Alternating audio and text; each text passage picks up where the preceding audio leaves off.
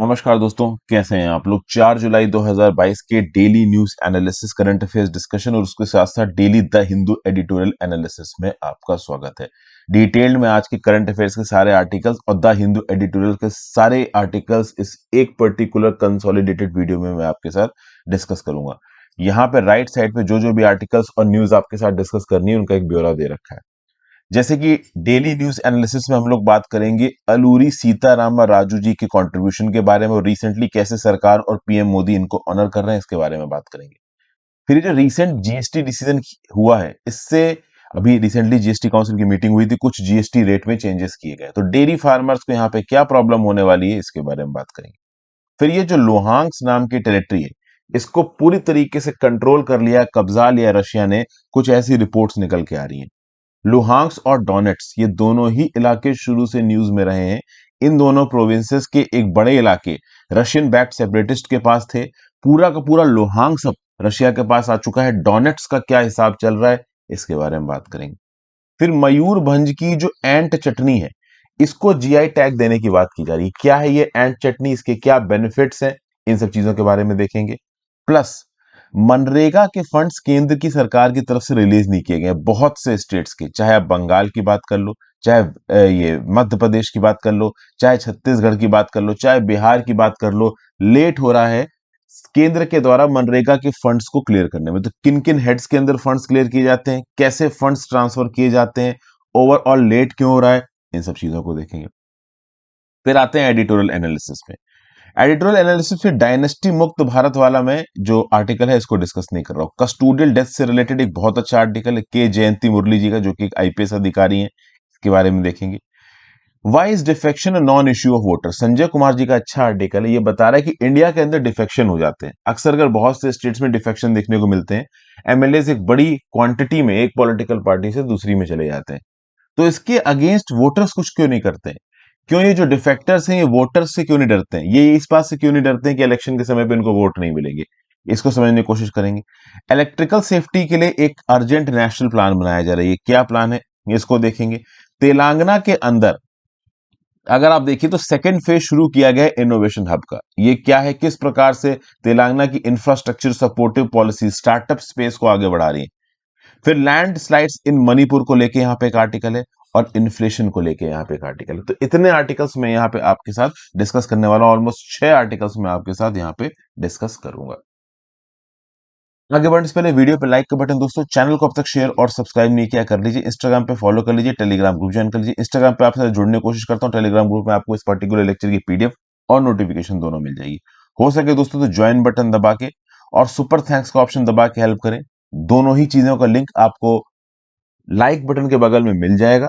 काफी हेल्पफुल होता है क्योंकि कोई भी पेड कोर्स चैनल पे चल नहीं रहा है। लाइक और शेयर का बटन जरूर दबाइएगा चैनल के एंगेजमेंट को बढ़ाने के लिए यूट्यूब के एल्गोरिदम में। चलिए वर्ड ऑफ द डे देख लेते हैं, इनफाइडल। What is इनफाइडल?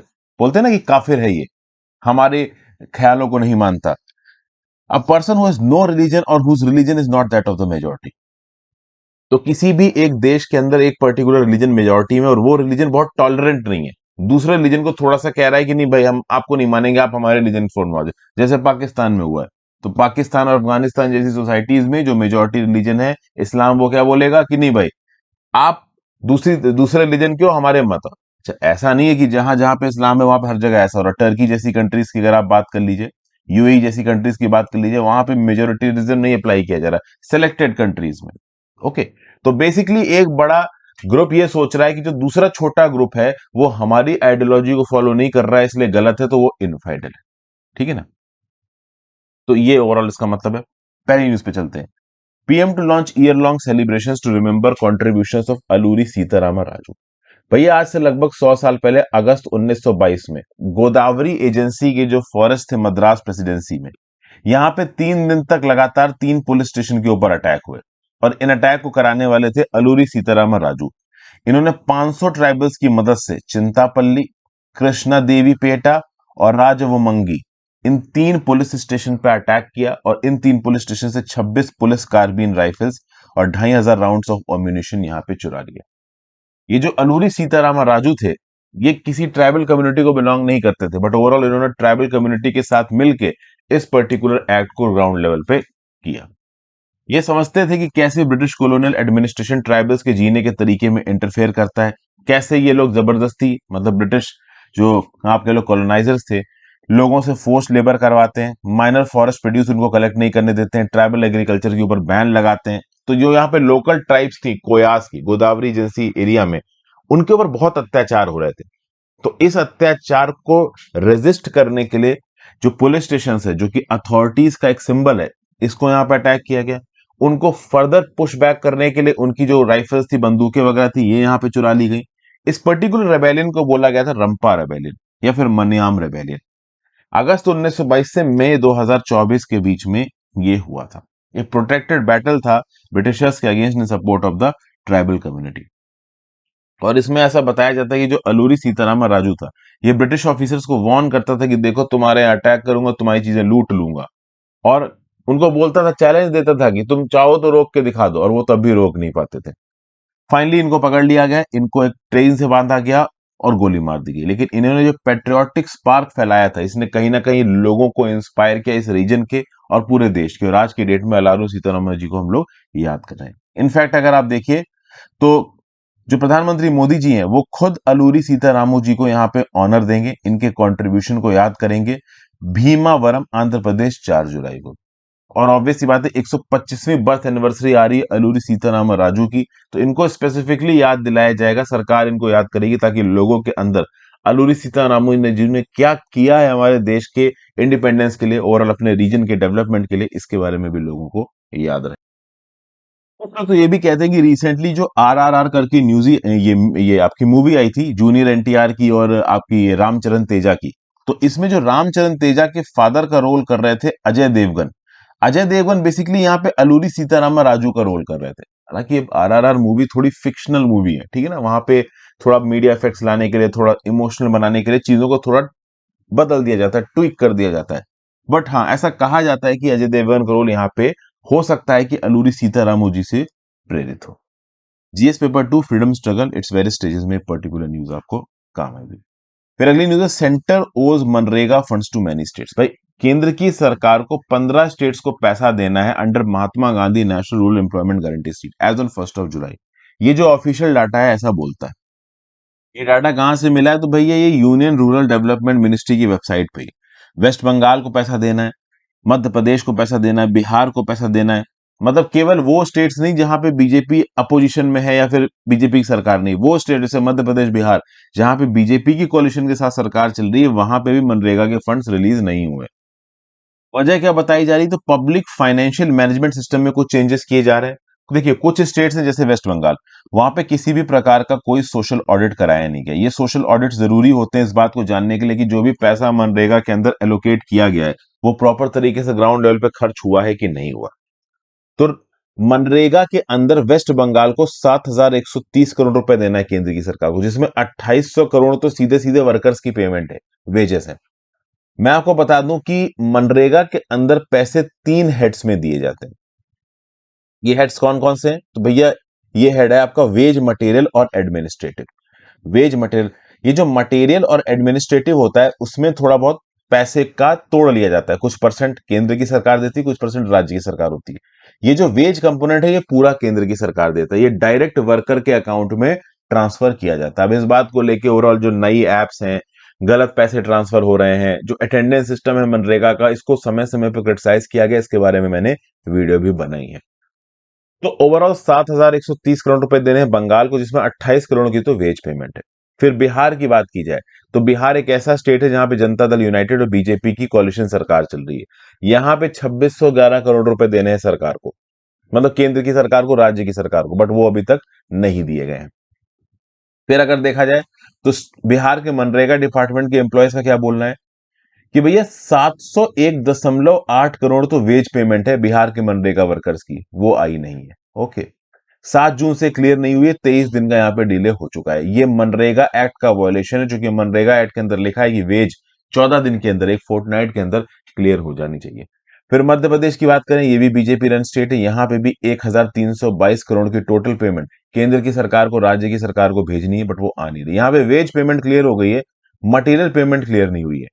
मटेरियल पेमेंट क्या होती है कि भाई मनरेगा के ओवरऑल स्कीम इम्प्लीमेंटेशन में ग्राउंड लेवल पे ये जो वर्कर्स जाके इंफ्रास्ट्रक्चर बनाते हैं, उन इंफ्रास्ट्रक्चर को बनाने के लिए सामान वगैरह की भी जरूरत होती है, इनपुट मटेरियल की जरूरत होती है। उस इनपुट मटेरियल को मटेरियल कॉस्ट से बेयर किया जाता है, जिसका खर्चा 60% केंद्र की सरकार उठाती है और 40% राज्य की सरकार उठाती है। तो ये जो मटेरियल कंपोनेंट है, ये जो लोकल पंचायत है वो लोकल वेंडर से खरीदती है। तो पंचायत लोकल वेंडर से मटेरियल खरीदती है और वेंडर्स को पता है कि सरकारी कॉन्ट्रैक्ट है तो पैसा आ जाएगा।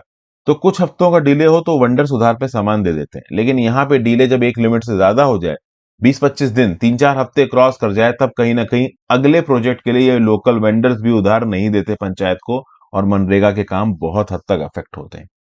ठीक है।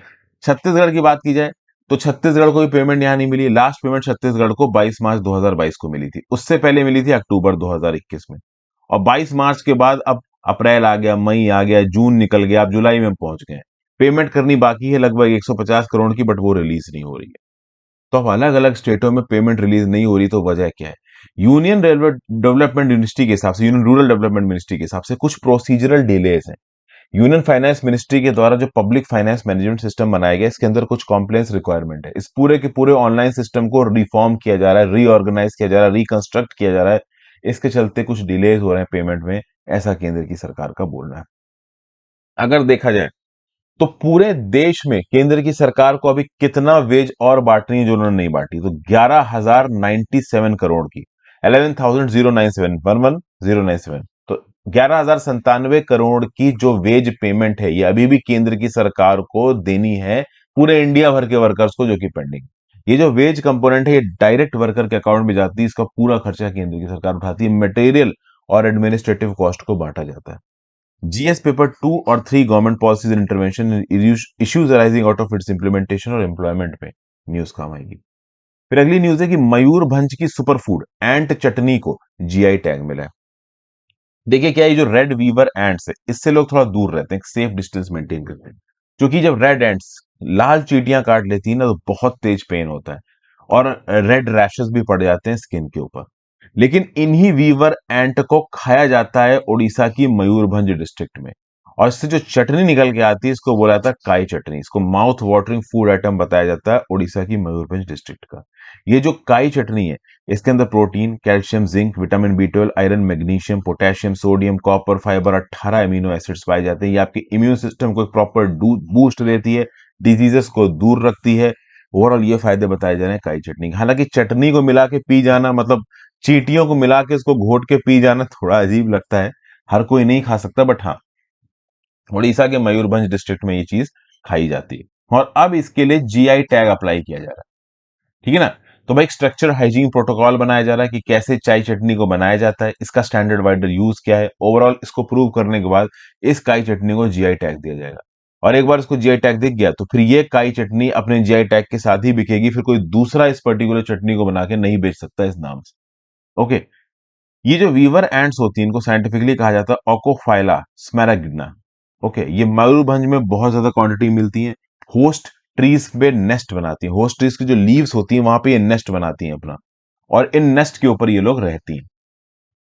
तो क्या जाता है, इनके नेस्ट को कलेक्ट किया जाता है, पूरी की पूरी पत्तियां तोड़ ली जाती हैं, उनको पानी में रखा जाता है, सॉर्ट किया जाता है, इनको लीव्स से सेपरेट किया जाता है, फिर इनको घोट के एक चटनी बना दी जाती है, फिर रॉ भी खा जाते हैं कुछ लोग इनको। जब चटनी बनाई जाती है तो उसमें सॉल्ट मिलाया जाता है, जिंजर, गार्लिक, चिली वगैरह मिलाया जाता है, ताकि एक स्पाइसी टेस्ट यहाँ पे निकल के आए। ओके।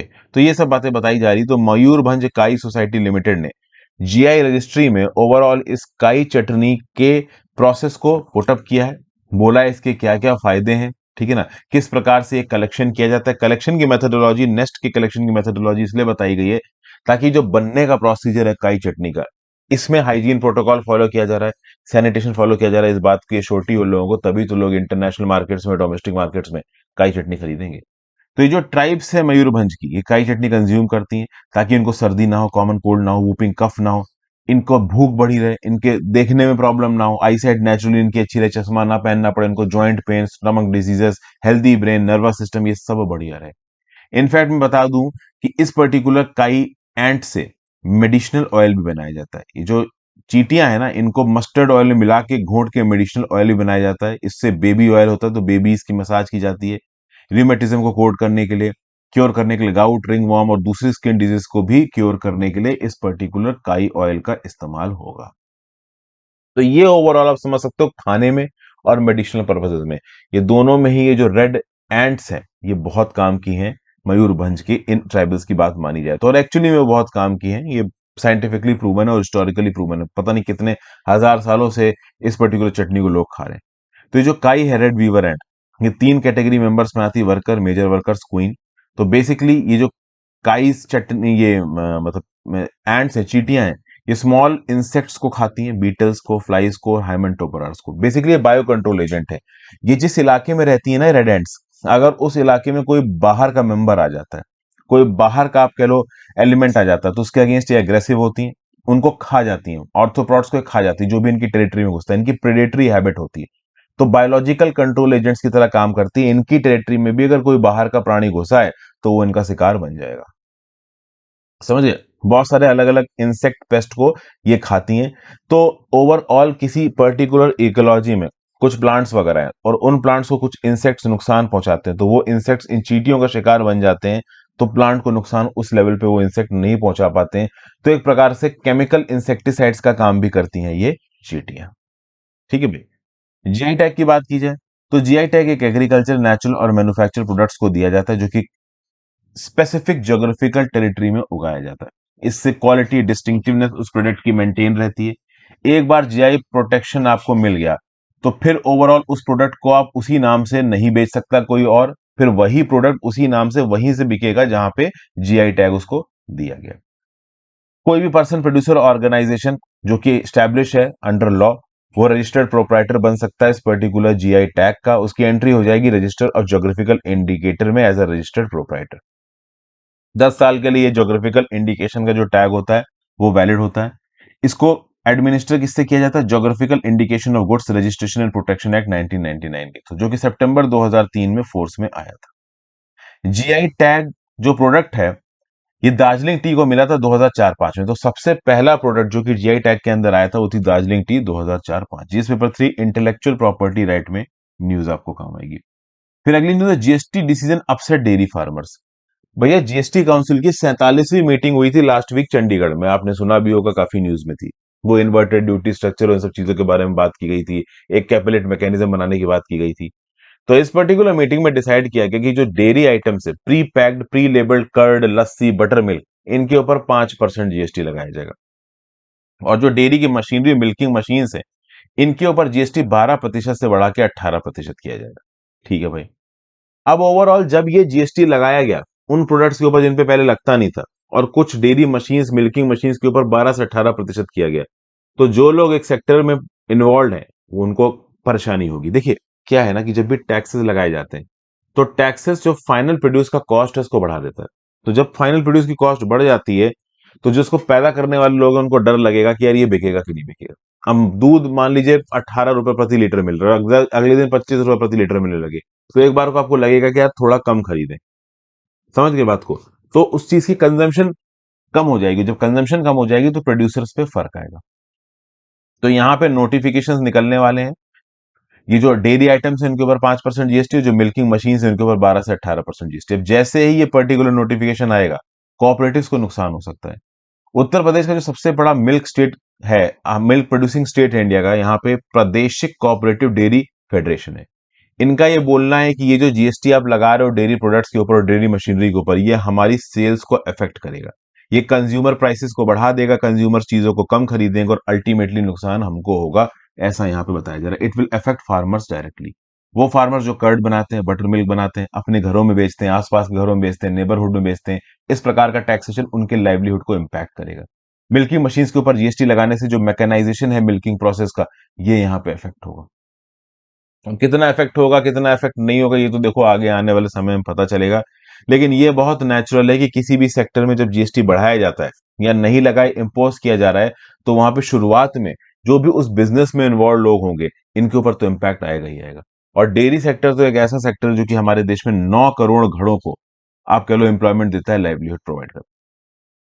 फिर केवल डेयरी सेक्टर ही नहीं, रिसेंटली जीएसटी रिजीम के चेंजेस के चलते जो हावड़ा का फाउंड्री मेटल वर्क्स इंडस्ट्री है, सूरत की जो टेक्सटाइल इंडस्ट्री है, यहाँ पे कहीं ना कहीं थोड़ी सी डिस्टरबेंस आई है।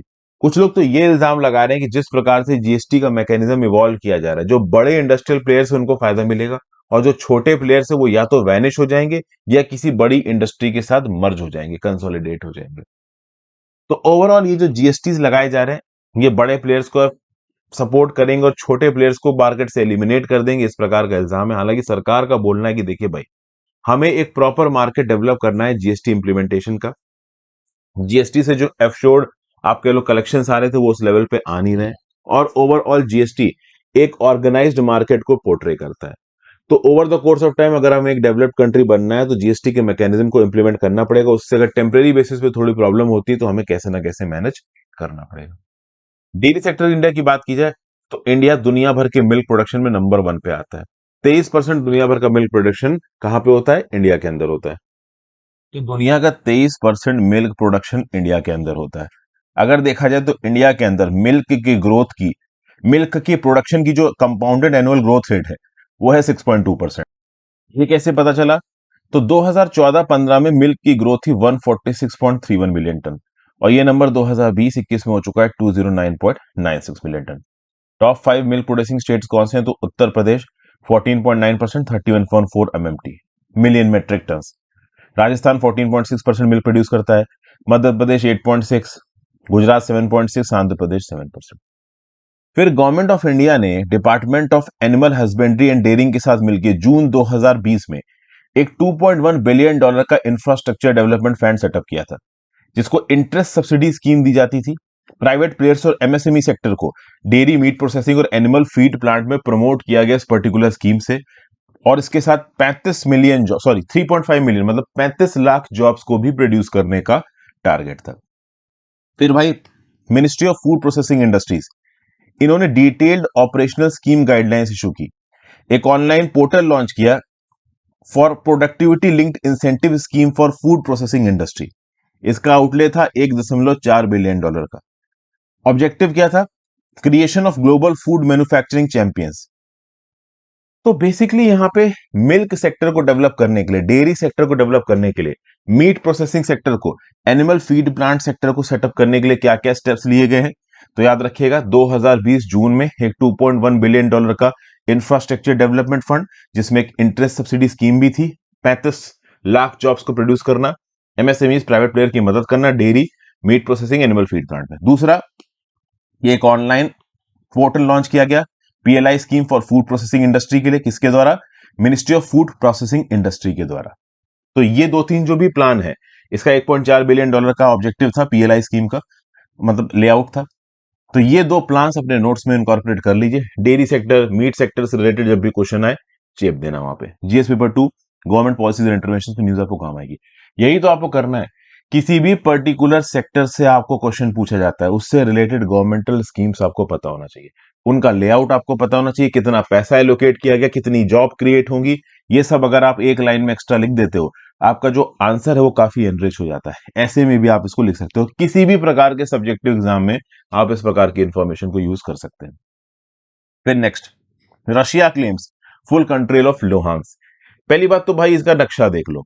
यहां पे ओवरऑल आपको यूक्रेन, राइट वाला नक्शा देखेंगे तो पूरा ऑरेंज और डार्क ऑरेंज यूक्रेन है, लेकिन ये जो लुहांस का और डोनेट्स का प्रोविंस आपको दिख रहा है, अब वैसे तो ये पूरा लुहांस है, ठीक है ना, ये पूरा लुहांस है, लेकिन लुहांस क्या इस समय पे यूक्रेन के हाथ में है? तो जवाब है नहीं। मैं आपको एक बार मिटा के दिखाता हूं। इस लुहांस का जो इतना इलाका है, ये वाला इलाका, ये बेसिकली किसके पास था? ये रशियन सेपरेटिस्ट के पास था। लेकिन फरवरी 2022 में अटैक लॉन्च करने से पहले पूरे की पूरे लुहांस और डोनेट्स रीजन को व्लादिमीर पुतिन ने क्या बोला कि ये रशिया के हैं, नहीं ये इंडिपेंडेंट कंट्री है बेसिकली। तो इंडिपेंडेंट कंट्री यहां पे डिक्लेयर कर दिया गया और उसके बाद जंग छेड़ दी गई। अब सुनने में ये आ रहा है कि पूरा लुहांस रशिया कब्जा चुका है और एंट्री मार रहा है डोनेट्स के अंदर। और डोनेट्स में जो सेपरेटिस्ट वाला इलाका था, ये तो पहले ही रशिया के फेवर में था, और बाकी जो इलाका बचा है डोनेट्स का, जो अभी भी यूक्रेन के फेवर में है, इसमें रशिया घुस रहा है अपना कब्जा जमाने के लिए। कुल मिला के जो पूरी ईस्टर्न बेल्ट है ना, यहाँ खरकीव से लेके Sievierodonetsk, Luhansk, Donetsk, Mariupol, Kherson, Crimea, ये सब कब्जा चुका है कौन? आपका रशिया। तो ये जो पूरी ईस्टर्न बेल्ट दिख रही है आपकी यूक्रेन की, इस पूरे ईस्टर्न यूक्रेन के ऊपर ही कब्जा करना यहाँ पे व्लादिमीर पुतिन का टारगेट है। लॉन्ग टर्म में कब्जा रशिया के लिए बहुत इंपॉर्टेंट है, क्योंकि यहाँ पे बहुत इंपॉर्टेंट मिनरल रिसोर्सेस पाए जाते हैं। यूक्रेन की हेविली इंडस्ट्रियलाइज्ड बेल्ट इस इलाके में है। तो रशिया के ऊपर भले ही सैंक्शंस लग रहे हैं, लेकिन यूक्रेन के इस प्रोडक्टिव इलाके के ऊपर रशिया अगर कब्जा लेता है तो लॉन्ग टर्म में रशिया की इकोनॉमी को फायदा ही होगा। ये बात व्लादिमीर पुतिन जानते हैं। और अगर व्लादिमीर पुतिन ने ये इलाका जीत दिया रशिया के लिए, तो लॉन्ग टर्म में रशिया में व्लादिमीर पुतिन को एक हीरो ही माना जाएगा। क्योंकि व्लादिमीर पुतिन वो इंसान होगा जो रशिया के लिए नई टेरिटरी लेके आया होगा बाहर से। और नई टेरिटरी आना, आज की डेट में अगर कोई सरकार पाकिस्तान ऑक्युपाइड कश्मीर को ले आए, कश्मीर ये पाकिस्तान से, चाहे उसके लिए कितनी तबाही मच जाए, ग्राउंड लेवल पे कितना बवाल हो जाए, कितने लाखों सोल्जर्स मर जाए, कितना इकोनॉमी का नुकसान हो जाए, लेकिन अगर हम पाकिस्तान ऑक्युपाइड कश्मीर अपने कब्जे में ले ले, या मान लो अक्सई चीन अपने कब्जे में ले ले, तो जो भी लीडर ये करेगा उसको आगे आने वाले इटर्निटी तक याद किया जाएगा। कुछ ऐसा ही यहाँ पे हो रहा है, कहां पे, रशिया के अंदर। तो बेसिकली जो लुहांस प्रोविंस है इसके ऊपर पूरा कब्जा कर चुका है रशिया। लुहांस के अंदर लिस्चांक्स नाम का जो आखिरी शहर था जो कि यूक्रेन के कंट्रोल में था, इसके ऊपर रशिया कब्जा कर चुका है। ये इंफॉर्मेशन दी किसने? रशियन डिफेंस मिनिस्टर सर्जेई शोगु ने प्रेसिडेंट व्लादिमीर पुतिन को। और सबसे खास बात यहां पे यह है कि यूक्रेनियंस ने बोला है कि जी हां, इनकी फोर्सेस लिस्चांक्स ने विड्रॉ कर गई हैं।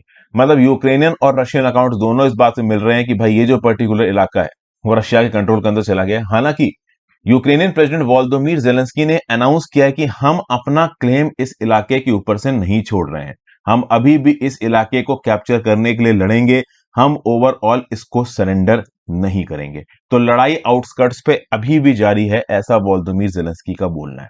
यूक्रेन कुछ भी आराम से छोड़ेगा नहीं, हम इस इलाके को वापस लेंगे। एक प्रकार से पैट्रियोटिक स्टेटमेंट्स लगातार जेलेंस्की यहां पे दे रहे हैं। ओके, जो स्टडी ऑफ वॉर इंस्टीट्यूट है, institute for study of war, ये वॉशिंगटन बेस्ड थिंक टैंक है, इनका ये बोलना है कि लिस्चांग से यूक्रेनियन फोर्सेस विड्रॉ हो गई। यूक्रेनियन फोर्सेस का ये बोलना है कि अगर हम विड्रॉ नहीं करते तो हैवी लॉसेस होते यूक्रेनियन फोर्सेस को, तो विड्रॉ करने में ही समझ थी। तो ओवरऑल ये यहां पे हो गया। तो सेवेरोडोनेत्स, फिर लिस्चांग, इन सब इलाकों में धीरे धीरे करके रशिया कब्जा कर रहा है। अब आपका लुहांस के साउथ में जो डोनेट्स प्रोविंस है, डोनेट्स प्रोविंस का भी एक बड़ा इलाका यूक्रेन के हाथ में, और रशिया ने अनाउंस किया कि डोनेट्स को हम पूरा जीतेंगे। तो डोनेट्स के शहरों पे किस हद तक रशियन फोर्सेस घुसेंगी, किस हद तक उसको कब्जा पाएंगी, ये देखना अभी के लिए बाकी है। ओके, ये जो डॉनबास रीजन है, जो लुहांस और डोनेट्स का रीजन है, इस पर्टिकुलर इलाके में रशियन स्पीकिंग पॉपुलेशन रहती है, रशियन एथनिसिटी की प्रॉब्लम रहती है। मैं बता दूं, यूक्रेनियन और रशियन एथनिसिटी में ज्यादा फर्क नहीं है। तो पुतिन के हिसाब से ये इलाका रशिया का है, फिर और यूक्रेन के हिसाब से तो ऑब्वियस सी बात है उनका है। अब आगे इन शहरों के लिए लड़ाई होगी। जैसे यूक्रेन का एक शहर है स्लोवियांस्क, ये नेक्स्ट टारगेट होने वाला है रशियंस का, ऐसा एक्सपर्ट बोलते हैं। लेकिन इसको कब्जा करना अपने आप में मुश्किल होगा। इसको कब्जा करने के बाद आगे बढ़ के और टेरिटरी कब्जा करना ये मुश्किल होगा। लेट्स सी रशिया यहाँ पे कितनी टेरिटरी कब्जा पाता है। जीएस पेपर 2 इंटरनेशनल रिलेशंस में न्यूज आपको काम आएगी। तो आज का करंट अफेयर्स डिस्कशन खत्म हो चुका है दोस्तों। अब हम पहुंचते हैं एडिटोरियल डिस्कशन, और एडिटोरियल डिस्कशन 6 आपके साथ डिस्कस करने हैं। तो थोड़ा तेज करता हूं, ये जो आपका डायनेस्टी मुक्त भारत है, इसको मैंने स्किप किया आर्टिकल को। पहला article, technology is no panacea for custodial death. अभी तक अगर आपने लाइक का बटन दबाना भूल गए हैं दोस्तों, तो इमीडिएट दबा दीजिए लाइक का बटन। मुझे आपको जरूरत नहीं पड़नी चाहिए बताने की, ऑटोमेटिकली दब जाना चाहिए। बट चलिए, अगर आप भूल जाते हो तो रिमाइंड कराना मेरा काम बनता है। तो भैया, कंपैशनेट पुलिसिंग की यहां पे बात हो रही है। क्या है? इंडिया के अंदर पुलिस ब्रुटैलिटी और कस्टोडियल वायलेंस ये बहुत होता है। इंडिया का रिकॉर्ड क्राइम है। 2001 से लेकर 2018 के बीच में पुलिस कस्टडी में 1727 मौतें हुई हैं, और केवल 26 पुलिसमैन को यहां पे कन्विक्ट किया गया। कन्विक्ट मतलब ना कोर्ट में खड़े होकर उसको सजा सुनाना। अभी क्या, तमिलनाडु में कस्टोडियल डेथ्स के कुछ स्पेट देखने को मिले हैं। पिछले साल काफी वायरल हुआ था ये पर्टिकुलर मुद्दा। ओके, तो बेसिकली क्या है कि पुलिस के ऊपर यह इल्जाम लगाया जाता है कि पुलिस गलत तरीके से जो अंडर ट्रायल प्रिजनर्स होते हैं, या फिर जो ओवरऑल क्रिमिनल्स हैं जिनको जेल में बंद करके रखा गया, उनके साथ ट्रीटमेंट करती है, टॉर्चर करती है, उनका वायलेंस का इस्तेमाल करती है। इंटेरोगेशन के समय पे कुछ हिकअप्स हो जाते हैं तो वहां पे पुलिस वायलेंस का इस्तेमाल करती है, और कस्टोडियल डेथ्स यहाँ पे हो जाती है। अब बेसिकली क्या है कि जब पुलिस ट्रेनिंग होती है ना, तो पुलिस ट्रेनिंग के समय पे बहुत पैसा खर्च किया जाता है पुलिस वालों को यह सिखाने के लिए कि आप कैसे साइंटिफिक मेथड्स ऑफ इन्वेस्टिगेशन को अडॉप्ट करें। क्योंकि जब वो साइंटिफिक मेथड्स अडॉप्ट होंगे तो वायलेंस कम होगा, वायलेंस कम होगा तो कस्टोडियल डेथ्स कम होंगी। लेकिन उसके बावजूद कस्टोडियल डेथ्स हो रही है। उसकी वजह यह बताई जा रही है कि पुलिस जो पर्सनल है वो अलग अलग बैकग्राउंड्स के हैं, अलग अलग पर्सपेक्टिव के हैं। और ओवरऑल एक बड़े हाई प्रेशर एनवायरनमेंट में वो काम करते हैं, तो कस्टोडियल डेथ्स हो जाती है। कस्टोडियल डेथ्स को रोकने के लिए किस प्रकार की टेक्नोलॉजी की यहाँ पे बात की जा रही है, तो कहा जा रहा है बॉडी कैमरास का इस्तेमाल करिए, ऑटोमेटेड एक्सटर्नल डिफिब्रिलिएटर्स का इस्तेमाल करिए। ये क्या होते हैं भाई, ये नई चीज सुनने में आ रही है, ऑटोमेटेड एक्सटर्नल डिफिब्रिलिएटर्स। बेसिकली ये ऐसे डिवाइसेस होते हैं जो एक्सटर्नली आप अगर अपनी बॉडी से जोड़ो तो आपको पता चल जाएगा कि क्या आपकी हार्ट बीट कुछ रिदम से बाहर जा रही है, क्या एरिथमिया हो रहा है। क्योंकि क्या होता है ना कि प्रेशर के अंदर जो इंसान का हार्ट है वो हो सकता है प्रॉपर तरीके से बीट ना कर रहा हो सकता है कुछ अलग मूवमेंट्स आ जाए, डाइवर्स मूवमेंट्स आ जाए। तो ये पर्टिकुलर डिफिब्रिलेटर सेंस कर लेता है कि आपके हार्ट में कुछ मूवमेंट्स में गड़बड़ी तो नहीं हो रही, और उनको ऑर्डर में लाने की कोशिश करता है ताकि हार्ट अटैक जैसी सिचुएशन ना आए, इंसान की मौत ना हो जाए। तो ये आप कह सकते हो साइंटिफिक इनोवेशन का एक एप्लीकेशन है। तो भाई पुलिस डेस्क को अवॉइड करने के लिए बॉडी कैमरास रखना, ऑटोमेटेड एक्सटर्नल डिफिब्रिलेटर्स रखना, और डिसेप्शन डिटेक्शन टेस्ट को इस्तेमाल करना। What is this DDT, deception detection test? इसमें आता है polygraph, narco analysis, brain mapping, इस प्रकार की टेक्नोलॉजीज की बात होती है। डीडीटीज में जो ब्रेन फिंगर प्रिंटिंग सिस्टम होता है, ये एक नई इनोवेटिव टेक्नोलॉजी है जो कि पुलिस फोर्सेस अडॉप्ट कर रही है अपने इन्वेस्टिगेटिव टूल्स में। मतलब अब समझिए, पुलिस क्या कर रही है, किसी क्रिमिनल की इन्वेस्टिगेशन कर रही है। क्रिमिनल बोल रहा है मैं तो भाई मतलब निर्दोष हूं, मैंने कुछ नहीं किया। तो अब उस पर्टिकुलर इंडिविजुअल को अगर क्राइम प्रूव करना है तो आप उसका नार्को टेस्ट करा लो, पॉलीग्राफ टेस्ट करा लो, उसका basically brain finger printing system करा लो। लेकिन कोर्ट ऑफ लॉ ने ये क्लियर कट बोला है, इंडिया के अंदर जो जुडिशरी है, सुप्रीम कोर्ट, उसने साफ साफ बोला है कि ये जो डिसेप्शन डिटेक्शन टेस्ट है, ये बिना आप इंडिविजुअल की परमिशन के कंडक्ट नहीं कर सकते। वो जो पर्टिकुलर इंडिविजुअल है वो जब रिटर्न में देगा कि हाँ भाई आप मेरा ये डिसेप्शन डिटेक्शन टेस्ट कर लो, तो ही आप कर सकते हो। और उसकी परमिशन के साथ जो रिजल्ट आएगा, तो वो जो रिजल्ट होगा वो एविडेंस की प्रति तरह कोर्ट ऑफ लॉ में एडमिसिबल होगा, अगर इंडिविजुअल ने खुद उसकी परमिशन दी। अगर इंडिविजुअल कह रहा है, मान लो मेरे ऊपर कोई इल्जाम लगा, मैं बोल दूं मैं नहीं कराना चाहता डीडीटी, तो उस केस में मेरे ऊपर डीडीटी फोर्स नहीं किया जा सकता। लेकिन ये जो डीडीटी टेक्नोलॉजी बड़ी एफिशिएंट है। ये जो ब्रेन फिंगर प्रिंटिंग सिस्टम है, इसको Federal Bureau of Investigation, Central Intelligence Agency, US Navy, हर जगह इस्तेमाल किया गया, और इसके कोई भी गलत इंपैक्ट देखने को अब तक नहीं मिले, कोई भी नेगेटिव्स देखने को नहीं मिले। इन्वेस्टिगेटिंग एजेंसी ने बहुत सी जगहों पे इस ब्रेन फिंगर प्रिंटिंग सिस्टम को डिप्लॉय करके बहुत इफेक्टिव रिजल्ट्स पाए हैं। जून 2008 में इंडिया ने भी बीएफएस डिवाइस का मदद करके एक इंडिविजुअल को कन्विक्ट करवाया था। हालांकि 2010 में सुप्रीम कोर्ट ने Silvi versus state of Karnataka में इस एविडेंस को इनएडमिसिबल मांगा था। मतलब कि अगर आप डीडीटी टेक्नोलॉजी का इस्तेमाल कर रहे हो, तो जिस इंडिविजुअल पे इस्तेमाल कर रहे हो उसकी कंसेंट चाहिए। उसकी कंसेंट के बिना आप टेस्ट कर नहीं सकते, और अगर कंसेंट है उसके बाद ही उसको एज एन एविडेंस माना जाएगा। आप कह लो कोर्ट ऑफ लॉ में क्राइम प्रूव करने के लिए बिना परमिशन के उसको माना नहीं जा सकता। प्लस एक और नई टेक्नोलॉजी इस्तेमाल की जा रही है, रोबोट्स का इस्तेमाल किया जा रहा है सर्वेलेंस के लिए, बॉम्ब डिटेक्शन के लिए। बॉम्ब डिटेक्शन के लिए तो देखो रोबोट्स का इस्तेमाल होना ही चाहिए। बॉम्ब डिफ्यूज हो गया, फट गया, तो क्या हुआ, रोबोट, कोई इंसान तो है नहीं। सर्वेलेंस के लिए भी रोबोट का इस्तेमाल किया जा रहा है, और सस्पेक्ट को इंटेरोगेट करने के लिए भी रोबोट का इस्तेमाल किया जा रहा है। ह्यूमन कंप्यूटर इंटरेक्शन के रिस्पेक्ट में एक रिसर्चर है जोसेफ विजनबॉम। इन्होंने बोला है कि ये जो पर्टिकुलर कंप्यूटर्स होते हैं, ये जो रोबोट्स होते हैं, इनकी जो इंटेरोगेशन पावर है वो ह्यूमन से बहुत ज्यादा होगी। क्योंकि ह्यूमन से इंटेरोगेट करते वक्त इमोशनल हो सकते हैं, रोबोट कभी इमोशनल नहीं होंगे। वो आर्टिफिशियल इंटेलिजेंस सेंसर टेक्नोलॉजी का यूज करेंगे। एक क्रिमिनल, या फिर मान लीजिए एक सस्पेक्टेड क्रिमिनल जिस प्रकार से भी जवाब दे रहा है, उसकी आंखें कैसे मूव कर रही है, उसकी बॉडी लैंग्वेज क्या है, इससे ओवरऑल ये रोबोट डिटेक्ट कर सकता है कि एक्चुअली में वो इंडिविजुअल सच बोल रहा है या झूठ बोल रहा है। यूनिवर्सिटी ऑफ एरिजोना में कुछ रिसर्चर्स हैं, उन्होंने ऑटोमेशन इंटेरोगेशन टेक्नोलॉजी बनाई जिसका नाम है अवतार, automated virtual agent for truth assessments in real time. और इस अवतार सर्विस को कैनेडियन बॉर्डर सर्विसेज एजेंसी ने पिछले साल टेस्ट किया। इसमें विजुअल, ऑडिटरी, इंफ्रारेड और दूसरे सेंसर्स का इस्तेमाल करके सस्पेक्ट की आई मूवमेंट्स, वॉइस, दूसरी क्वालिटी को एनालाइज किया जाता है। इससे पता किया जाता है कि वो जो पर्टिकुलर इंडिविजुअल है सच बोल रहा है, झूठ बोल रहा है।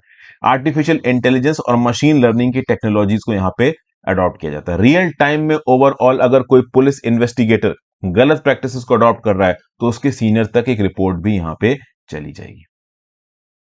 लेकिन अब क्या है कि अगर रोबोटिक इंटेरोगेशंस होते हैं आर्टिफिशियल इंटेलिजेंस को इस्तेमाल करके, तो कुछ लीगल और एथिकल कंसर्न्स आएंगे। जैसे कि ऑटोमेटेड इंटेरोगेशन की जो टैक्टिक्स हैं, वो हो सकता है कि हर सिनारियो में सही ना बैठे। एक ह्यूमन माइंड ऑब्वियस सी बात है, चीजों को देख के कि सामने वाले ने क्या बोला, उसके बदले में हमें क्या बोलना है।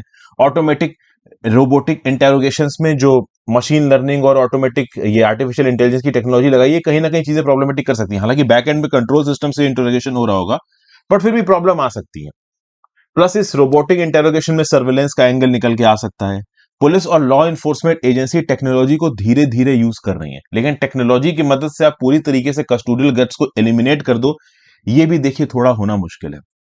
तो एक मल्टी प्रोंग्ड स्ट्रेटजी की यहां पे जरूरत है। लीगल इनैक्टमेंट्स चाहिए, technology, accountability, training, community relations, हर चीज चाहिए।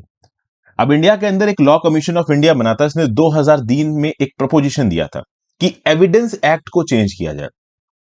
ओके, और किसी के ऊपर टॉर्चर नहीं हुआ है, इस बात को प्रूव करने की जो आप कह लो ना, ये लायबिलिटी होनी चाहिए, वो पर्टिकुलर इन्वेस्टिगेटिव अथॉरिटी यानी पुलिस के ऊपर होनी चाहिए। हालांकि ये पर्टिकुलर चीज अभी ग्राउंड लेवल पे इंप्लीमेंट हुई नहीं है। Okay, DK Basu versus state of West Bengal 1997 में सुप्रीम कोर्ट ने ओवरऑल पुलिस पर्सनल्स को कुछ गाइडलाइंस दी थी। ये गाइडलाइंस अगर पुलिस पर्सनल ग्राउंड लेवल पे इंप्लीमेंट नहीं करते हैं तो उनको यहां पे अकाउंटेबल करना जरूरी है। फिर ओवरऑल यहां पे बताया जा रहा है कि जो प्रिवेंशन ऑफ टॉर्चर 2017 बिल है, जो कि अब तक इनैक्ट नहीं हो पाया, इसको ग्राउंड लेवल पे इनैक्ट करने की जरूरत है। टेक्नोलॉजी से पुलिसिंग को ज्यादा कन्वीनियंट बनाने की जरूरत है। ये सब बातें जयंत मुरली साहब बोल रहे हैं। चलिए अगले आर्टिकल की चलते हैं। Why defection is a non issue for voters. देखिए यहां पे एक व्यू पॉइंट दिया जा रहा है, आइडियोलॉजी दी जा रही है। जरूरी नहीं है कि इस चीज के साथ आप लोग व्याख्या रखो या मैं वाक्य रखूं। इंडिया के अंदर क्या है कि एक खराब रिकॉर्ड है कि जो पॉलिटिकल पार्टी के मेंबर्स होते हैं वो ओवरऑल अपने स्टांस को शिफ्ट कर जाते हैं। कभी एक पॉलिटिकल पार्टी को सपोर्ट कर रहे होते हैं, अगले दिन किसी दूसरे पॉलिटिकल पार्टी को सपोर्ट करने लगते हैं। और उनकी ये टेंडेंसी इसलिए है क्योंकि इंडिया में जो वोटर्स हैं, जो वोट डालते हैं, वो ओवरऑल इस बात के प्रति ज्यादा उजागर नहीं है कि ये जो पर्टिकुलर कैंडिडेट है ये डिफेक्ट क्यों कर रहा है, ये एक पॉलिटिकल फैक्शन से दूसरे पॉलिटिकल फैक्शन की तरफ क्यों जा रहा है। इंडियन वोटर्स इस बात को पेनलाइज नहीं करते, ठीक है ना। वो कैंडिडेट्स के मेरिट और डीमेरिट को इस बेसिस पे नहीं आंकते हैं कि वो इंडिविजुअल एक पॉलिटिकल पार्टी से दूसरी पॉलिटिकल पार्टी डिफेक्ट कर रहा है क्या इलेक्ट होने के बाद। इसकी वजह क्या है? इसकी एक बड़े वजह यह बताई जा रही है कि इंडिया के अंदर जो वोटर्स हैं वो किसी एक कैंडिडेट के लिए वोट नहीं करते, वो एक पॉलिटिकल पार्टी के लिए वोट करते हैं। जैसे कि फॉर एग्जांपल 2014 में बीजेपी जीती तो नरेंद्र मोदी जी की लहर है, तो बहुत सारे इंडिविजुअल्स का यह बोलना है कि लोगों ने वोट इंडिविजुअल पार्लियामेंटेरियंस के लिए नहीं किया, नरेंद्र मोदी जी के लिए किया। तो नरेंद्र मोदी जी बीजेपी के हैं तो बीजेपी को वोट मिले और ओवरऑल एक लहर में बीजेपी वोट जीत गई। वही लहर हमको 2019 में देखने को मिली। 2024-2029 में क्या होगा ये आगे आने वाले समय में पता चलेगा। तो इस पर्टिकुलर आर्टिकल में एक व्यू पॉइंट दिया जा रहा है कि लोग इंडिविजुअल पार्लियामेंटेरियंस के लिए वोट नहीं डालते हैं, एक पॉलिटिकल पार्टी के लिए वोट डालते हैं। जब आप एक पॉलिटिकल पार्टी के लिए वोट डालते हो तो उस पॉलिटिकल पार्टी या किसी और पॉलिटिकल पार्टी के जो कैंडिडेट्स हैं वो डिफेक्शन कर रहे हैं नहीं कर रहे हैं, इससे फर्क नहीं पड़ेगा। एक नेशनल इलेक्शन स्टडीज कंडक्ट करवाई गई थी लोक नीति CSDS के द्वारा 2014 के लोकसभा इलेक्शंस में, और ऐसा बताया गया कि 58% लोगों ने पॉलिटिकल पार्टी के लिए वोट किया और 33% लोगों ने कैंडिडेट के लिए वोट किया। यही पर्टिकुलर फिगर 2019 के लोकसभा इलेक्शंस में 52% हो गया पॉलिटिकल पार्टी के लिए और 37% हो गया कैंडिडेट के लिए। मतलब ओवरऑल 50% से ज्यादा लोग एक पॉलिटिकल पार्टी के लिए वोट डाल रहे हैं, ना कि कैंडिडेट की क्वालिटीज को देख के वोट डाल रहे हैं। और बहुत सारे लोकसभा और ओवरऑल स्टेट लेजिस्लेटिव असेंबली के इलेक्शंस में हमने ये देखा है कि इंडियन वोटर्स पार्टी के लिए वोट करते हैं, पार्टी के नाम पे मोबिलाइजेशन ज्यादा होता है। और अगर एक पॉलिटिकल पार्टी की लहर होती तो इस बात से बहुत कम फर्क पड़ता है कि वहां पे इलेक्शन कंटेस्ट कौन कर रहा है, लोग पॉलिटिकल पार्टी के लिए ही वोट डालेंगे। तो चाहे एजुकेटेड वर्कर हो, चाहे अनएजुकेटेड वोटर हो, पढ़ा लिखा वोटर हो या बिना, क्योंकि देखिए अगर आप एजुकेटेड वोटर भी हो, अगर आप एक पर्टिकुलर जिले में जाके या किसी कॉन्स्टिट्यूएंसी में जाके वोट डाल रहे हो और कैंडिडेट के लिए वोट डालो, तो वो कैंडिडेट लोकल लेवल पे बहुत पॉपुलर होना चाहिए। ओवरऑल इसका इंटरेक्शन लोकल लेवल पे ज्यादा हो, आपकी कम्युनिटी में या फिर आपके आसपास के इलाके में उसकी धाक चलती हो, धाक चलती मतलब आप उसे मानते हो, तो उस केस में आप उस पर्टिकुलर कैंडिडेट के लिए वोट डालोगे। नहीं तो नॉर्मल कर केसेस में ज्यादातर लोग इन इलेक्टेड रिप्रेजेंटेटिव से मिल नहीं पाता। भाई एक कॉन्स्टिट्यूएंसी में लाखों लोग रह रहे हैं यार, एक इंडिविजुअल बंदा किसके किसके साथ मिलेगा। हाँ, अगर वो ग्राउंड लेवल पे बहुत पॉपुलर है लोगों के बीच में तो डेफिनेटली कैंडिडेट के लिए वोट पड़ेगा। और इसका एग्जाम्पल कैसे बताया जा रहा है, तो भाई कांग्रेस पार्टी में कमलनाथ की सरकार में कुछ मिनिस्टर्स थे, 22 सिटिंग लेजिस्लेटर कांग्रेस पार्टी से निकल के बीजेपी की तरफ चले गए और उन 22 में से 19 फिर से इलेक्शन जीत गए बीजेपी की टिकट से। तो कांग्रेस पार्टी डिफेक्ट करने के लिए अगर लोग उनको नहीं पसंद करते तो उनको वोट ही नहीं देते, वो फिर से एमएलए बन ही नहीं पाते, लेकिन वो फिर से एमएलए बन गए। फिर यहाँ पे महेश इराना गौड़ा कुमा थाली का एग्जाम्पल दिया जा रहा है। ये एमएलए थे अथानी असेंबली कॉन्स्टिट्यूएंसी कर्नाटका के 2018 में कांग्रेस टिकट पे, फिर ये बीजेपी में गए, फिर से इलेक्शन हुए, फिर से ये जीत गए। फिर शुभेंदु अधिकारी साहब ये पहले तृणमूल कांग्रेस के साथ इन्वॉल्व थे, फिर ये बीजेपी की तरफ आ गए, और बीजेपी की तरफ आने के बाद एक ही कॉन्स्टिट्यूएंसी से शुभेंदु अधिकारी और ममता बनर्जी जी लड़ी, और ममता बनर्जी हार गई, शुभेंदु अधिकारी जीत गए, जबकि शुभेंदु अधिकारी पहले तृणमूल कांग्रेस में थे और बाद में वो बीजेपी में आ गए। अब शुभेंदु अधिकारी के लिए मैं बोलूंगा कि वो लोकली बहुत पॉपुलर है, ठीक है ना। पार्टी से ज्यादा मैं कहूंगा कि वो जीते इसलिए क्योंकि वो लोकली लोगों के बीच में बहुत पॉपुलर है। तो basically place to place vary करता है कि कौन कहां पे कितना पॉपुलर। अब जैसे गोवा में है, अब गोवा में भी असेंबली इलेक्शंस में 12 डिफेक्टर्स थे, लेकिन वो 12 डिफेक्टर्स में अगर आप देखो तो मैक्सिमम हार गए, लगभग 9 हार गए। तो हर जगह पे ऐसा नहीं है कि जो डिफेक्टर है वो जीती जाए, कुछ जगहों पे वो हार भी जाते हैं। तो बेसिकली डिफेक्शन इंडियन पॉलिटिक्स में नई नहीं है, और ये डिफेक्शंस लगातार चलते रहते हैं। इसकी एक वजह यह है कि जो हमारी डेमोक्रेसी है वो मैच्योर नहीं हुई है। हमारी पॉलिटिकल पार्टी सही करती है गलत करती है वो तो बात की बात है, सबसे पहले हमें यह समझना पड़ेगा as a country, as a democracy, as a citizen of India हम कितने मैच्योर हैं। अगर पॉलिटिकल डिफेक्शन गलत है, आज की डेट में महाराष्ट्र के अंदर हम खड़े होकर बोल रहे हैं कि जो कुछ भी महाराष्ट्र में हुआ अगर वो गलत है, मान लो कुछ लोग ऐसा बोलते हैं, तो कितने लोग अगले इलेक्शन में इन डिफेक्टर्स को वोट नहीं देंगे, ये मेजर सवाल उठता है। अगर एक बार को एमएलए डर जाए कि भाई मैं डिफेक्शन करूंगा और अगली बार मुझे वोट नहीं मिलेंगे, तो क्या वो डिफेक्शन करेगा? ऑब्वियस सी बात है, नहीं करेगा। अच्छा, एक और प्रॉब्लम है, लोग पॉलिटिकल पार्टी को इसलिए वोट देते हैं क्योंकि जीतने के बाद स्टेट लेजिस्लेटिव असेंबली में और लोकसभा में इन लेजिस्लेचर की इंडिविजुअल चॉइसेस बहुत कम होती हैं। जैसे कि मान लीजिए स्टेट लेजिस्लेटिव असेंबली में या लोकसभा में किसी मुद्दे के ऊपर वोटिंग हो रही है, तो वोटिंग में एक इंडिविजुअल एमएलए अपने दिमाग से नहीं सोच सकता है, जो उसकी पार्टी लीडरशिप बोलेगी कि हाँ फेवर में वोट दो या अगेंस्ट में वोट दो, वही एमएलए वहां पे करेगा। वो एमएलए अपने दिमाग से बहुत कम कर सकता है। तो ये भी एक वजह यहां पे बताई जा रही है, चूंकि जो इलेक्टेड एमएलए हैं, एमपीज हैं, वो अपने दिमाग से बहुत कुछ कम कर सकते हैं, तो वो पार्टी लीडरशिप के स्टैंड को ही मानते हैं। तो जब आप पार्टी लीडरशिप के स्टैंड को मानोगे, तब ऑब्वियस सी बात है क्या एंगल निकल के आएगा कि हाँ भाई पार्टी कर रही है जो कर रही है, इंडिविजुअल लेजिस्लेटर ज्यादा कुछ कर ही नहीं पा रहा क्योंकि उसके हाथ में कुछ है ही नहीं। फिर डिफेक्शन के बारे में बताया जा रहा था कि पहली बार डिफेक्शन से रिलेटेड लॉ चौथी लोकसभा 1967 में प्राइम मिनिस्टर इंदिरा गांधी जी द्वारा लाया गया था। फिर 1984 में 1985 में राजीव गांधी के टेन्योर के दौरान इसको इंप्लीमेंट किया गया। 2003 में इसमें इंपॉर्टेंट अमेंडमेंट्स किए गए, लेकिन तब से लेकर आज तक ये देखिए कि बहुत हद तक पॉलिटिकल डिफेक्शंस हो रहे हैं और लोगों को फर्क नहीं पड़ रहा। फिर यहाँ पे नेशनल इलेक्शन स्टडी करवाई गई, और उन स्टडीज में यह पता चला कि बहुत सारे केसेस में अगर आपको ऐसा लगता हो कि जो लोग हैं वो एक करप्ट कैंडिडेट को वोट नहीं देंगे, तो ऐसा नहीं है। देखिए, while many are happy to vote for an honest but inaccessible candidate, अगर एक ऑनेस्ट कैंडिडेट है बट वो लोगों से मिल नहीं रहा है, उस केस में अगर 48% लोग उसको वोट दे रहे हैं, तो एक ऐसा कैंडिडेट जो करप्ट है बट ग्राउंड लेवल पे लोगों से मिल रहा है, 24% लोग उसको वोट देंगे। मतलब करप्ट है लेकिन लोगों के बीच में जाके बातचीत कर रहा है, तो लोगों को उसको करप्शन से कोई प्रॉब्लम नहीं, तो 24% उसको वोट देंगे। फिर मान लीजिए एक ऐसा कैंडिडेट है जिसका क्रिमिनल बैकग्राउंड है, लेकिन वो ग्राउंड लेवल पे लोगों के लिए काम करवाता है, तो ऐसे इंडिविजुअल को 36% वोटर्स वोट देंगे। और मान लो एक ऑनेस्ट कैंडिडेट है, क्रिमिनल बैकग्राउंड नहीं है, बट वो ग्राउंड लेवल पे काम नहीं करवा पाता, तो ऐसे लोगों को सिर्फ 35% लोग वोट देंगे। तो बेसिकली हर केस में ये बोल देना कि अगर करप्ट कैंडिडेट है, क्रिमिनल कैंडिडेट है, इनडिसिप्लिन कैंडिडेट है, उसको वोट नहीं मिलेंगे, तो ये गलत है। बहुत बार जो लोग हैं, जो वोटर्स हैं, वो प्रैक्टिकली चीजों को देखते हैं, पॉलिटिकल पार्टी के एफिलिएशंस को देखते हैं, ये देखते हैं कि कैंडिडेट ग्राउंड लेवल पे काम करवा पा रहा है कि नहीं करवा पा रहा है, ये देखते हैं कि कैंडिडेट ग्राउंड लेवल पे आके उनकी बात सुन रहा है कि नहीं सुन रहा है। तो ये कुछ व्यू पॉइंट्स यहाँ पे दिए गए।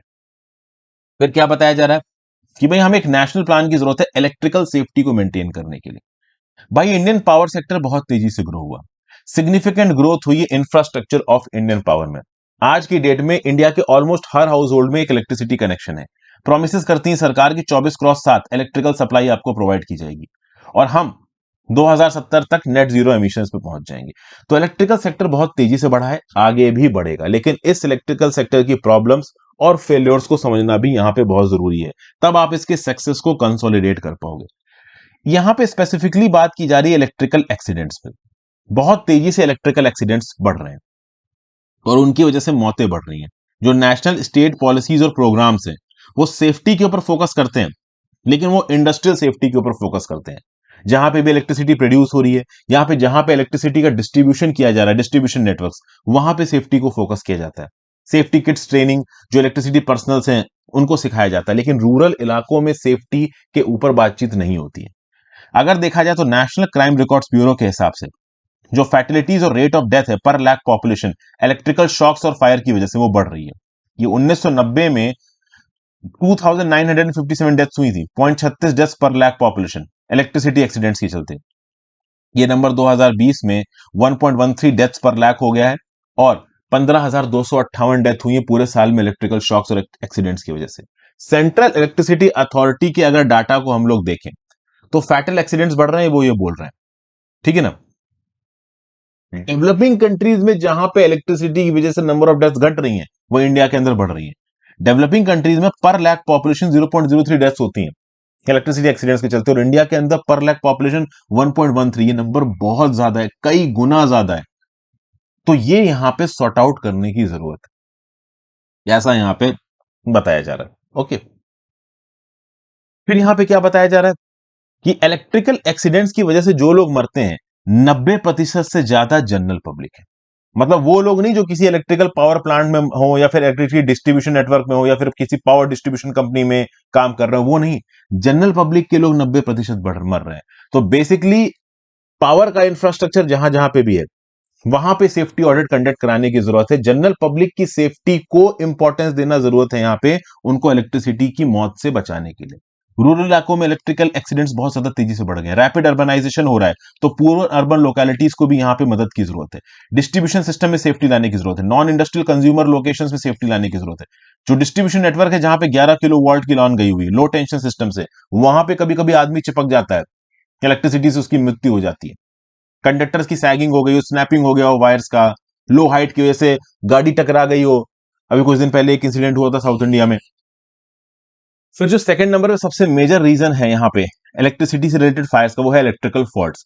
12% एक्सीडेंट्स इलेक्ट्रिकल फॉल्ट्स की वजह से होते हैं।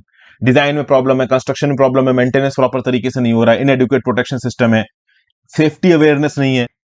तो जहां पे इलेक्ट्रिसिटी पैदा होती है और जहां पे पावर डिस्ट्रीब्यूशन सिस्टम सेटअप किए गए हैं, वहां पे तो लोगों को अवेयर किया जाता है, प्रॉपर ट्रेनिंग दी जाती है। इस फील्ड में जो लोग इन्वॉल्व हैं उनको बेस्ट एसओपी सिखाए जाते हैं कि कैसे आप अपने आप को एक्सीडेंट से बचाओ।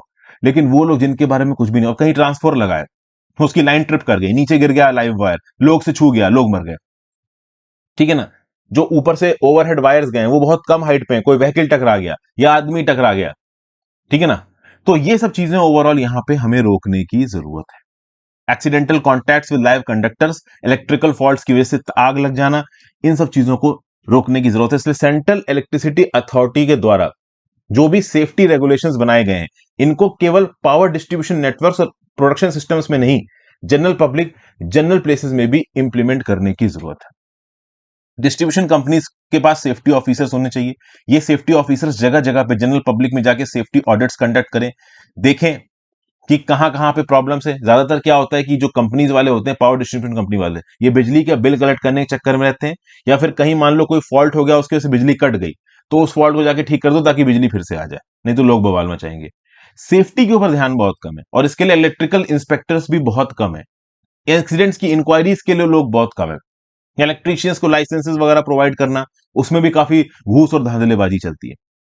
तो सेफ्टी डिपार्टमेंट जो है, ऑडिट डिपार्टमेंट है, वो बहुत अंडर स्टाफ्ड है। इसको यहां पे रिजॉल्व करने की जरूरत है। एक पब्लिक इंटरेस्ट चैलेंज की तरह इस चीज को यहां पे लेने की जरूरत है। करंट सेफ्टी रेगुलेटरी रिजीम को स्ट्रेंथन करने की जरूरत है। सेफ्टी इंस्टीट्यूशंस बनाने की जरूरत है। डिस्ट्रीब्यूशन कंपनीज की सेफ्टी मैट्रिक्स को बढ़ाने की जरूरत है। पब्लिक प्रोफेशनल्स को इन्वॉल्व करके सेफ्टी इनिशिएटिव्स को आगे ले जाने की जरूरत है, टेक्नोलॉजिकल इनोवेशंस के साथ। ये यहां पे होना चाहिए।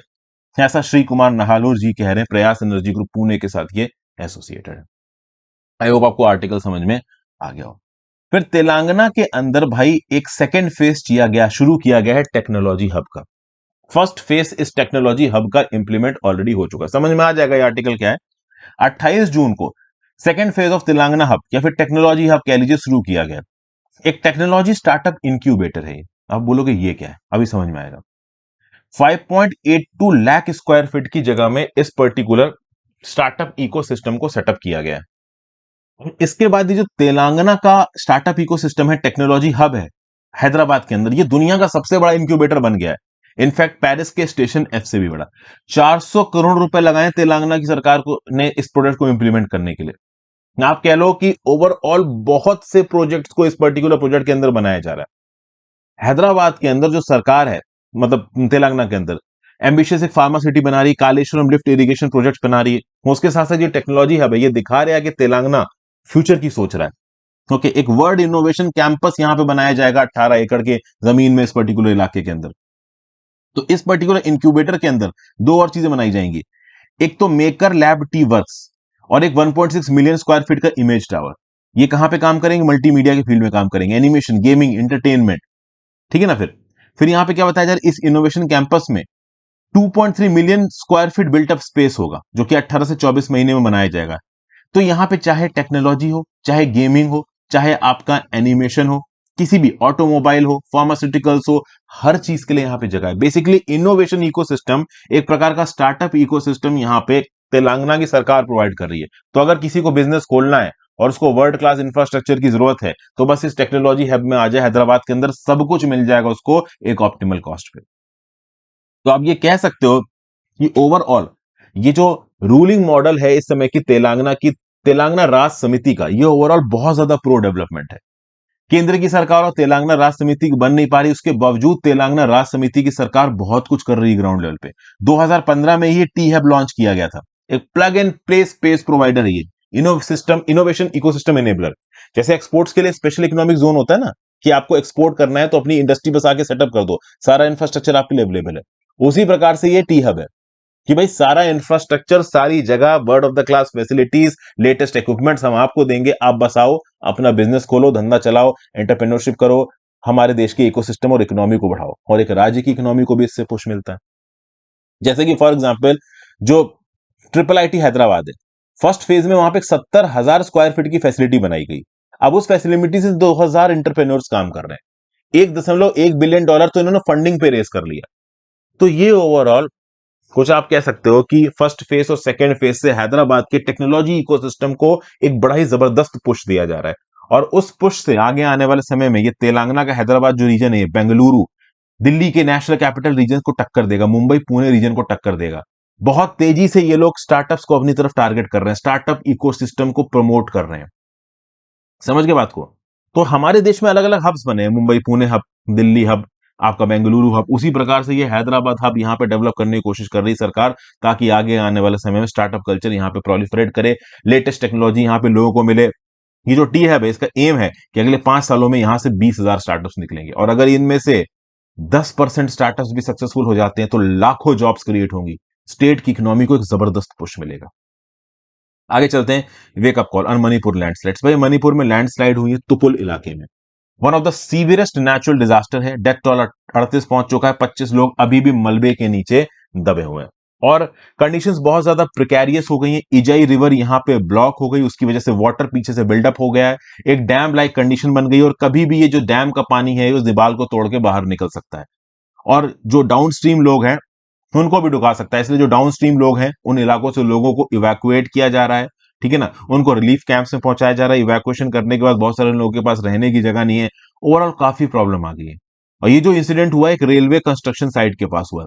तो जो डेवलपमेंटल प्लानर्स है, इंफ्रास्ट्रक्चर प्लानर्स है, इनकी भी यहाँ पे आंखें खुलनी चाहिए कि भाई आपके सामने देखिए क्या क्या हो रहा है यहाँ पे। एक लैंडस्लाइड प्रोन एरिया में जो भी आप कंस्ट्रक्शन वगैरह कर रहे हो, उसके क्या आउटफॉल हो सकते हैं, कंस्ट्रक्शन साइंटिफिक तरीके से हो रहा है नहीं हो रहा है, इन सब चीजों पर ध्यान देने की जरूरत है। हिमालयन स्टेट्स में और हमारे नॉर्थ ईस्टर्न स्टेट्स में और वेस्टर्न घाट्स के स्टेट्स में, इन तीनों जगह पे हिल्स हैं, लैंडस्लाइड्स की प्रॉब्लम है। हर साल अगर आप देखो तो नॉर्थ ईस्ट में, हिमालयन स्टेट्स में, केरला में हमें न्यूज सुनने को आती रहती है कि लैंडस्लाइड हो गई।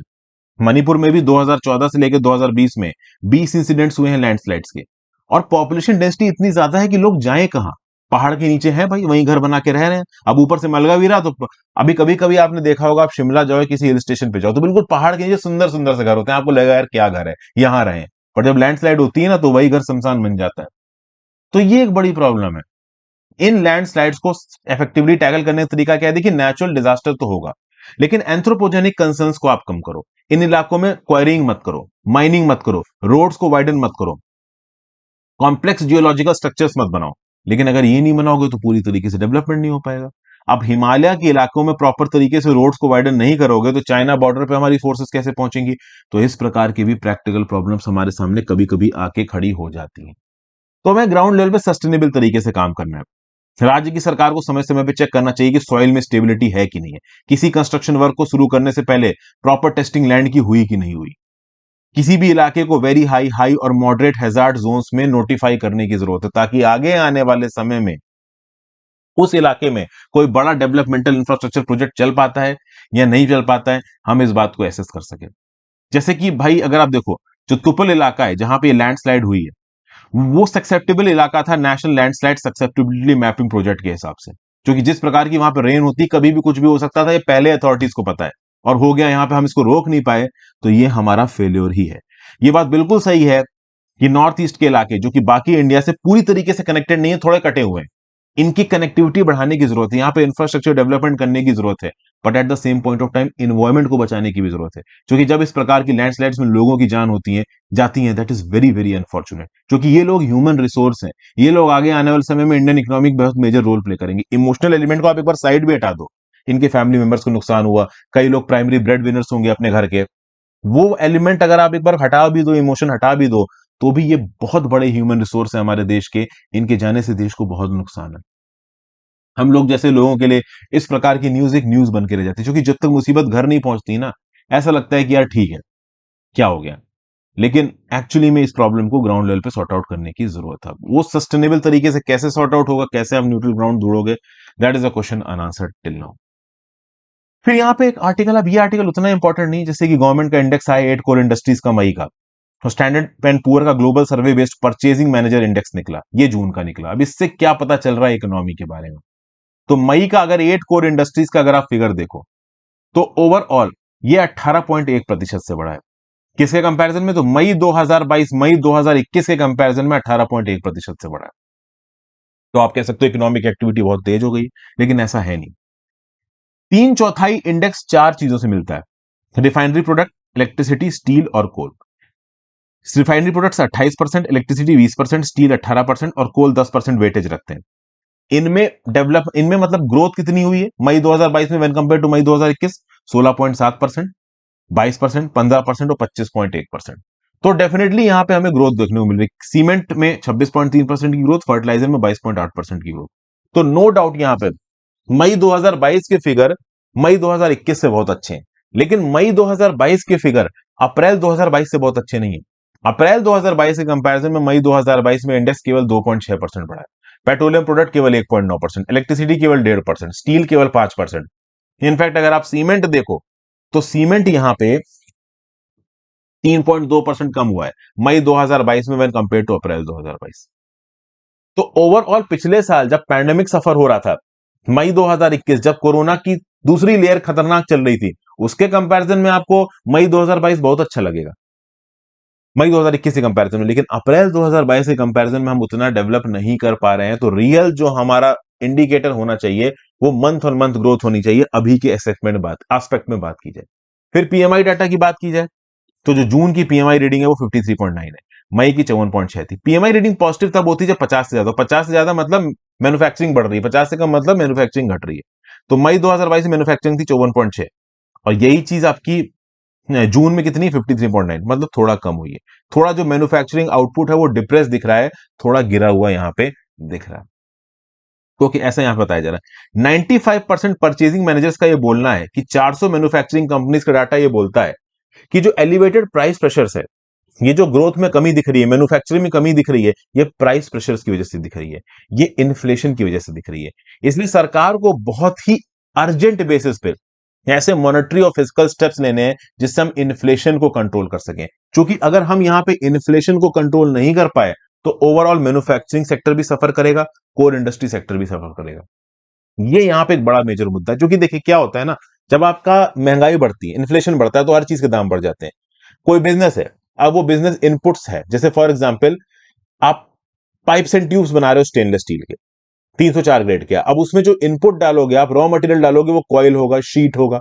तो ये जो कॉइल शीट है, अगर ये इंटरनेशनल मार्केट में महंगी हो गई है, तो फिर पाइप महंगा हो जाएगा, क्योंकि इनपुट महंगा है तो आउटपुट महंगा है। अब आउटपुट महंगा है तो जो मैन्युफैक्चरर वो तो अपना मार्जिन मेंटेन करेगा, तो कंज्यूमर्स के लिए चीज महंगी हो जाएगी, और जब कंज्यूमर्स के लिए चीज महंगी हो जाएंगी, तो ओवरऑल इन्फ्लेशन में इफेक्ट होगा, कंज्यूमर चीज कम खरीदेगा, पूरी की पूरी सप्लाई टू आप कह लो इनपुट चेन डिस्टर्ब हो जाएगी। समझ गए? तो पॉलिसी मेकर्स के ऊपर रिस्पॉन्सिबिलिटी बैठती है कि मॉनेटरी और फिस्कल एक्शन लेके इन्फ्लेशन के इंपैक्ट को कम से कम करें, तब जाके हम ओवरऑल डेवलपमेंट को इंश्योर कर पाएंगे। Thank you for watching friends. Video को लाइक और शेयर करके जाइएगा, इंस्टाग्राम पे फॉलो कर लीजिएगा, टेलीग्राम ग्रुप ज्वाइन कर लीजिएगा। दोनों चीजों का नीचे दिया हुआ, हो सके तो ज्यादा से ज्यादा लोगों के साथ लेक्चर्स को शेयर करें।